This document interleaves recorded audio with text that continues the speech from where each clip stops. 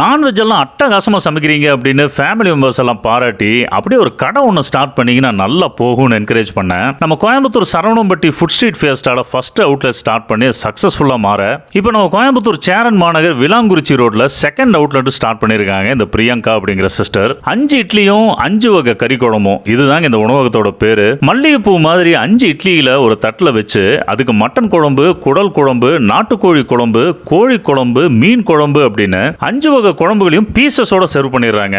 First அந்த இட்லியில பத்தி நான் சொல்லியே ஆகணும். ஒவ்வொரு இட்லியும் நல்ல சாலிட் சைஸ், நல்ல மெத்துன்னு சூடா பரிமாறுறாங்க. அந்த இட்லியை ஒரு பீஸ் பிச்சு ஃபர்ஸ்ட் மட்டன் குழம்புல டிப் பண்ணி சாப்பிட்டு பார்த்தேன். நல்ல காரசாரமான மட்டன் குழம்பு இட்லி காம்போ பின்னி எடுத்துருச்சு. மட்டன் பீசஸும் சூப்பரா வெந்து சாஃப்டா இருந்தது.